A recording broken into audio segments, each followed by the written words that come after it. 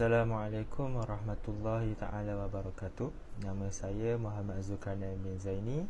Nombor matrik saya 24BB08003. Bismillahirrahmanirrahim. Di sini saya ingin menerangkan pengertian nikah.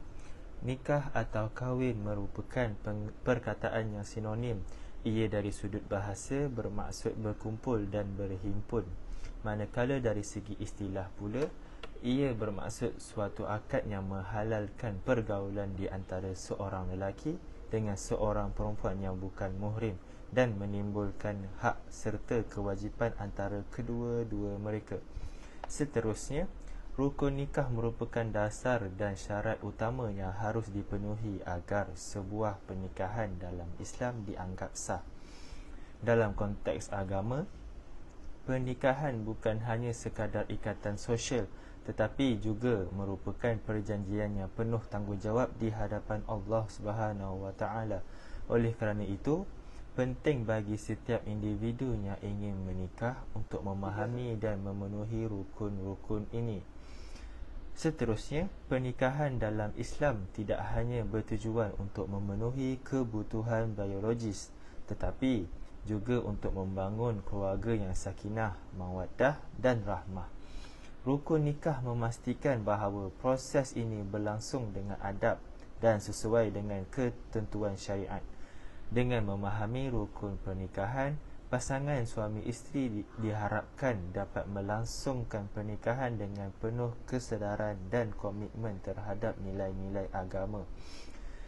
Di samping itu, secara keseluruhan, rukun nikah mencakup pelbagai aspek yang tidak hanya bersifat ritual, tetapi juga mencerminkan nilai-nilai keadilan, saling menghargai dan tanggungjawab dalam membangun kehidupan berkeluarga. Dengan demikian, pemahaman yang baik tentang rukun nikah sangat penting bagi calon pengantin agar mereka dapat menjalani kehidupan pernikahan yang harmonis sesuai dengan ajaran Islam. Di sini saya ingin membaca sebuah firman daripada Allah Subhanahu Wa Taala daripada surah An-Nisa ayat 3. Dan jika kamu takut tidak berlaku adil terhadap perempuan-perempuan yatim, apabila kamu berkahwin dengan mereka, maka berkahwinlah dengan sesiapa yang kamu berkenan dari perempuan-perempuan lain. Assalamualaikum warahmatullahi wabarakatuh. Nama saya Muhammad Faris bin Muhammad Helmi. Nombor matrik 24BB08001. Wali ialah individu yang diberi kuasa oleh syarak untuk melaksanakan tanggungjawab penyediaan terhadap hal ehwal seseorang. Wali ni terbagi pada dua jenis, iaitu wali mujibir dan juga bukan mujibir lah. Contoh wali tu adalah Islam. Dia mestilah Islam, lelaki, dia kena balik dengan kerelaan sendiri dan juga bukan paksaan lah. Contohnya dia nak jadi wali, bukan atas paksaan orang untuk dia jadi wali lah. Kemudian bukan dalam ihram ataupun umrah lah. Kerana dia memang tak ada menunaikan umrah ataupun haji lah ketika itu, tidak fasik dan juga berakal, merdeka dan juga tidak ditahan kuasanya dengan membelanjakan hartanya, tidak mempunyai kecacatan yang boleh menjejaskan pandangannya. Dalam Islam, syarat dibenarkan ataupun diberikan kepada wali tersebutlah untuk menjadi wali.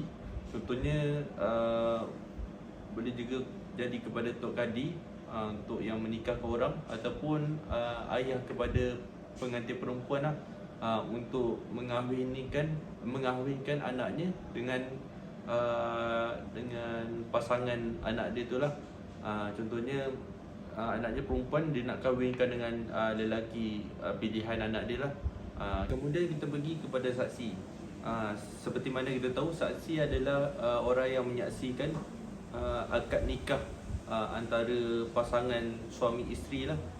Contohnya kalau saksi ni, dia mestilah Islam dan juga berakal, kemudian balik, lelaki, sekurang-kurangnya 2 orang, memahami kandungan lafaz ijab dan qabul tersebut, dapat mendengar, melihat dan bercakap.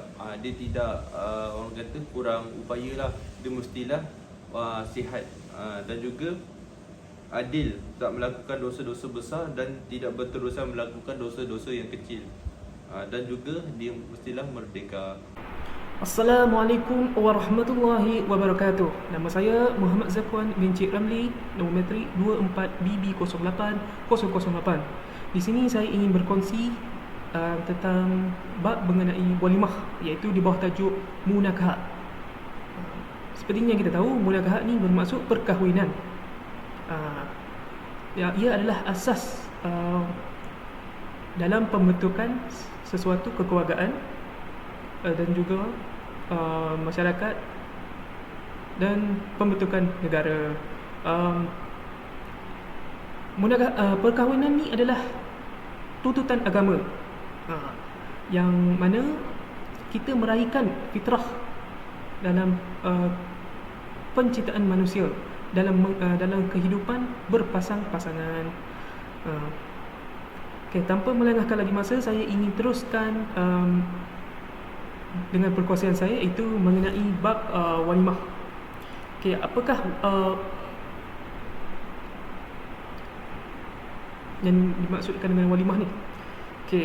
Perkataan walimah berasal daripada perkataan al-walmu' yang membawa maksud kepada perjumpaan.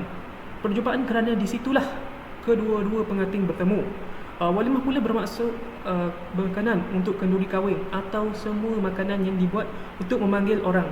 Bagi orang kaya, kadar minuman bagi walimah ialah seekor kambing. Manakala bagi yang miskin, kadarnya ialah makanan yang termampu olehnya. Walimah sangat dituntut untuk melakukannya, sebagaimana Rasulullah SAW pernah bersabda kepada Abdul Rahman bin Auf, yang bermaksud, buatlah walimah walaupun dengan menyembelih seekor kambing.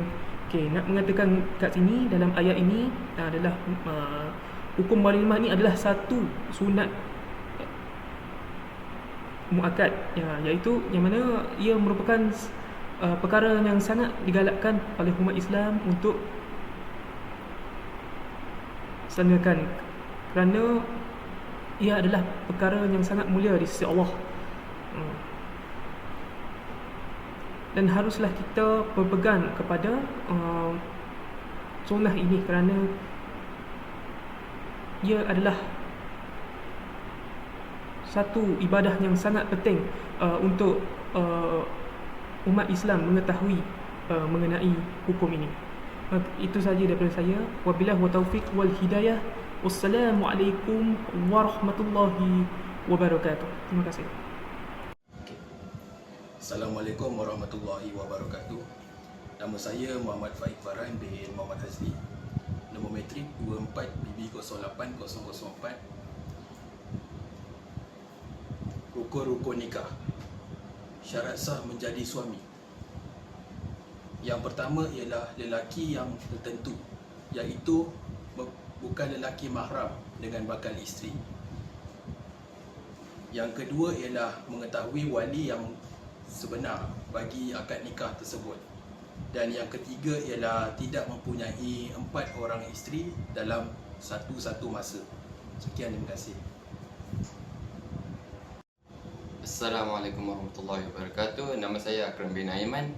Nombor metrik saya 24BB08-026. Okey, untuk menjadikan perkahwinan itu sah, dalam bahagian isteri ada syarat-syarat dia. So, antara syarat-syarat dia adalah perempuan itu perempuan yang tertentu. Maksudnya perempuan tu kita kena pilih dia untuk berkahwin dan dia nak berkahwin dengan kita. Syarat nombor 2 adalah perempuan itu bukan perempuan yang mahram dengan bakal suami. So perempuan tu, maksudnya perempuan tu dia tak ada status apa-apa. Dia tak berkahwin, dia tak berkahwin lagi, dia tak bernikah lagi, dia tak apa ni, dalam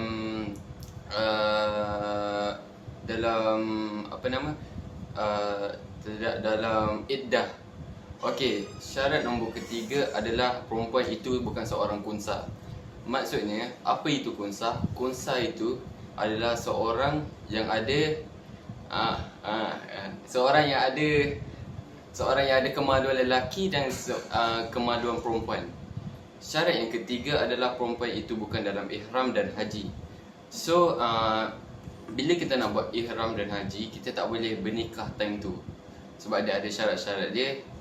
Okey, syarat yang keempat ialah perempuan tu tidak ada halangan untuk berkahwin, seperti dia dalam iddah ataupun dia pinangan orang lain. So maksudnya, kenapa tak boleh? Sebab kalau perempuan dalam iddah tu, dia masih dalam tempoh. Hukum mahar.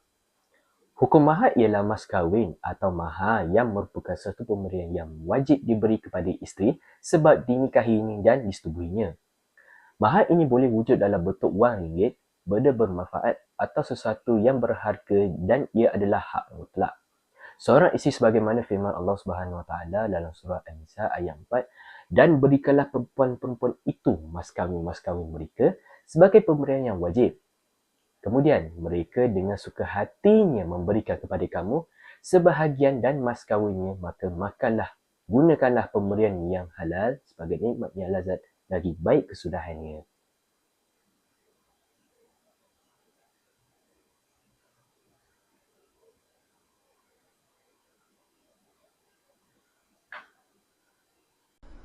Antara kesimpulan yang saya memperolehi dalam topik pernikahan adalah pernikahan dalam Islam adalah ikatan suci yang bertujuan untuk membentuk keluarga yang harmoni, saling mendukung dan berlandaskan pada nilai-nilai agama.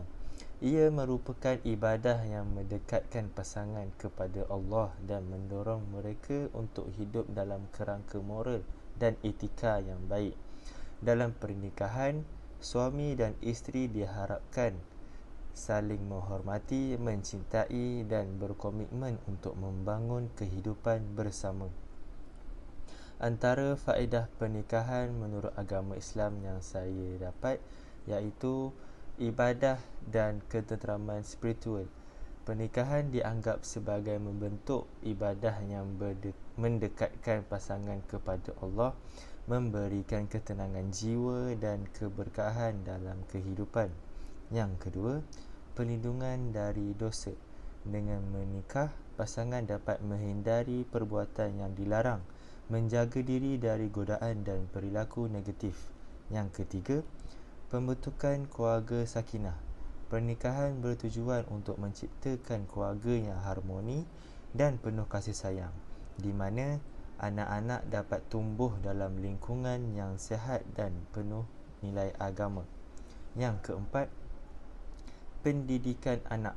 Dalam pernikahan, pasangan memiliki tanggungjawab untuk mendidik anak-anak mereka dengan ajaran Islam sehingga generasi berikutnya dapat tumbuh menjadi individu yang berakhlak baik. Yang kelima, keharmoni sosial. Pernikahan memperkuat hubungan antara keluarga dan masyarakat, menciptakan solidariti dan mengurangi konflik sosial. Yang keenam, dukungan emosional dan financial. Pasangan saling mendukung dalam aspek emosional dan financial, memberikan stabiliti dan keamanan dalam kehidupan seharian. Secara keseluruhan, pernikahan dalam Islam memiliki banyak manfaat yang tidak hanya dirasakan oleh pasangan, tetapi juga oleh keluarga dan masyarakat yang luas.